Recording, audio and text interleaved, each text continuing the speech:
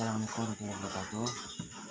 Perkenalkan, nama saya Coro Fuad, kelas TP3, NIM 10156124 Baik, dalam rangka memenuhi tugas akhir semester dengan mata kuliah dasar-dasar pendidikan. Baik, langsung saja. Berikut ini akan dikemukakan lebih jauh tentang beberapa faktor yang cukup berperan mempengaruhi inovasi pendidikan ASBUAD 2001 sampai 14, yaitu pertama, visi terhadap pendidikan. Pendidikan merupakan persoalan asasi bagi manusia.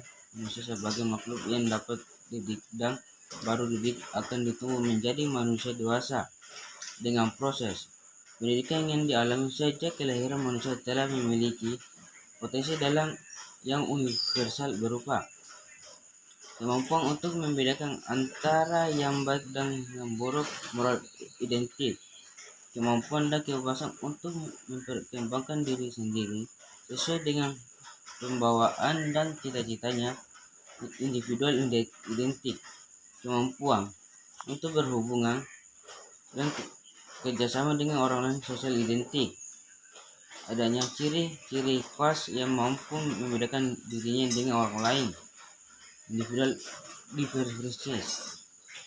2. Faktor pertambah penduduk. Adanya pertambah penduduk yang cepat menimbulkan akibat yang luas terhadap berbagai segi kehidupan, utama pendidikan. Banyak masalah-masalah pendidikan yang berkaitan erat dengan mendadak jumlah anak usia sekolah. Adapun masalah-masalah yang berkaitan langsung dengan pendidikan tersebut adalah kekurangan kesempatan belajar. Masalah ini merupakan masalah yang mendapat prioritas pertama dan utama yang perlu segera digarap. Masalah kualitas pendidikan. Dikarenakan kurangnya dana, kurangnya jumlah guru, kurangnya fasilitas pendidikan sudah barang tentu hal ini akan mempengaruhi merosot mutu pendidikan. Masalah relevasi. Masalah relevasi ini pada prinsipnya cukup mendasar, sebab dalam kondisi seperti sekarang ini sangat dibutuhkan output pendidikan yang sesuai dengan tuntunan masyarakat, terutama dalam hubungannya dengan kesiapan kerja. Masalah efisiensi, efektivitas. Pendidikan diusahakan agar memperoleh hasil yang baik dengan biaya dan waktu yang sedikit. Ini berarti harus dicari sistem mendidik dan mengajar yang efisien dan efektif sesuai dengan prinsip-prinsip dasar pendidikan. 3. Faktor pengembangan ilmu pendidikan. Seiring dengan kemajuan zaman seperti sekarang ini, justru ditandai dengan majunya perkembangan ilmu pengetahuan dan teknologi. Perkembangan ilmu pengetahuan secara akumulatif dan makin cepat jalannya.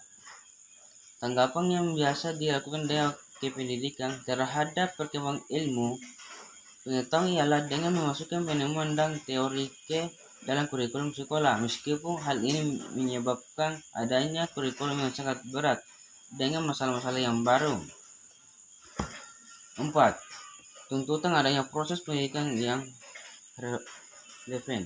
Sebagai telah dikemukakan bahwa salah satu tuntunan diadakan inovasi di dalam pendidikan adalah adanya referensi antara dunia pendidikan dengan kebutuhan masyarakat atau kerja.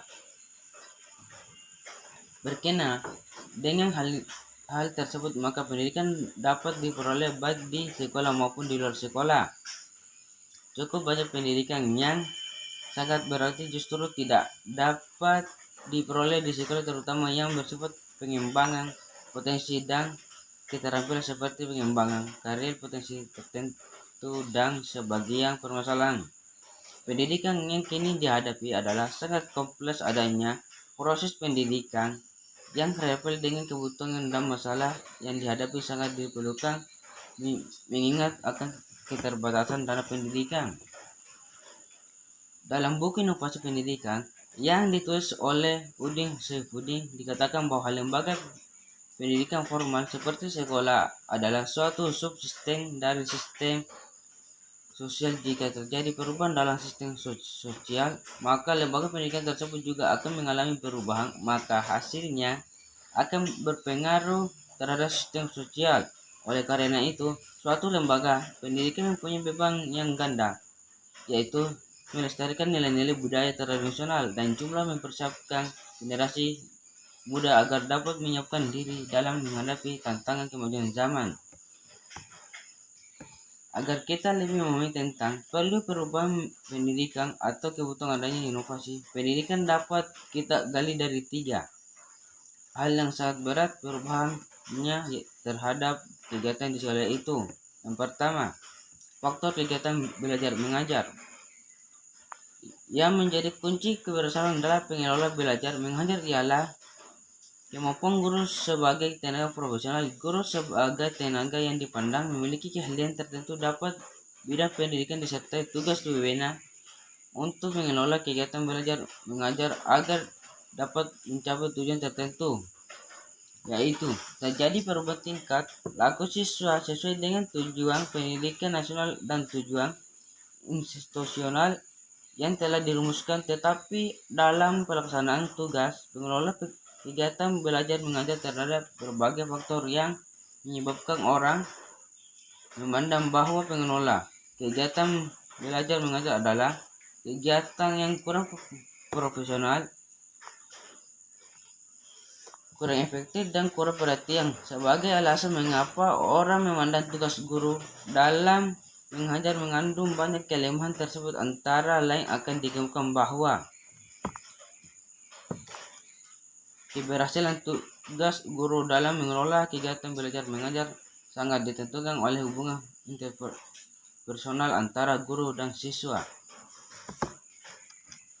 Kegiatan belajar mengajar di kelas merupakan kegiatan yang tradisional. Pada waktu mengajar, dia telah mendapatkan balikan dari teman sejawatnya berkaitan dengan masalah yang di atas tersebut, maka sangat minimal bantuan teman sejawat untuk memberikan bantuan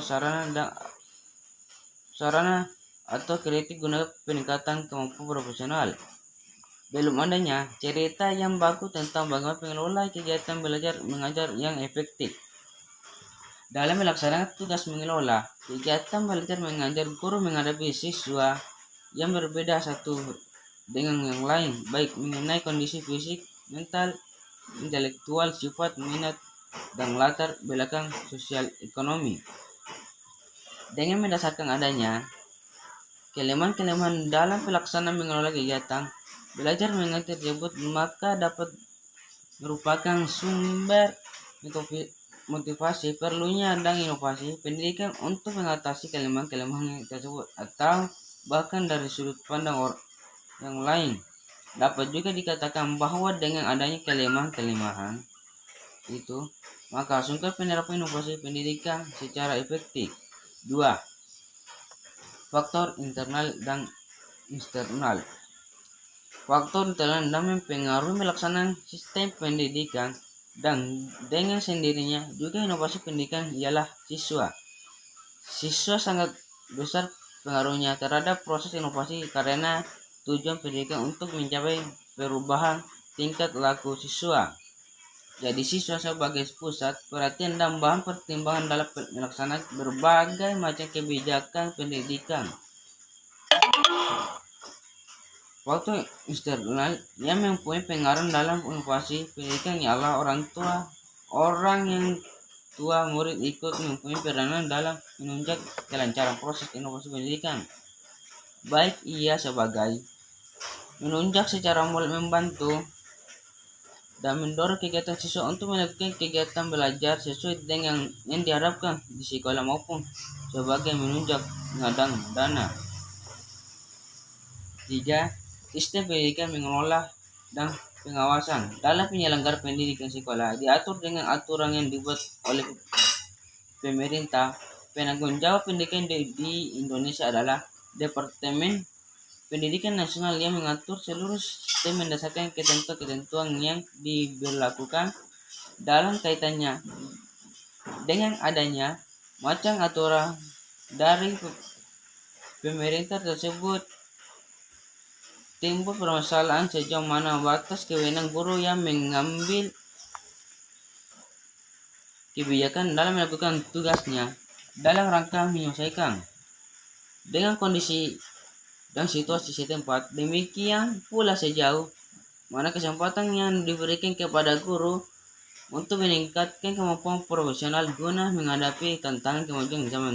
Dampak dari keterbatasan kesempatan meningkatkan kemampuan profesional serta keterbatasan kewenangan mengambil kebijakan dalam melaksanakan tugas sebagai guru dapat menyebabkan timbulnya siklus otoritas yang negatif. Siklus otoritas yang negatif bagi guru yang dikemukakan oleh Florio 1973 yang dikutip oleh Zaltam 1947 adalah guru memiliki keterbatasan kewenangan kemampuan profesional menyebabkan tidak mampu untuk mengambil kebijakan dalam melaksanakan tugas untuk menghadapi tantangan kemajuan zaman. Rasa ketidakmampuan akan menimbulkan frustasi dan bersikap apatis terhadap tugas-tugas yang dibebankan kepadanya.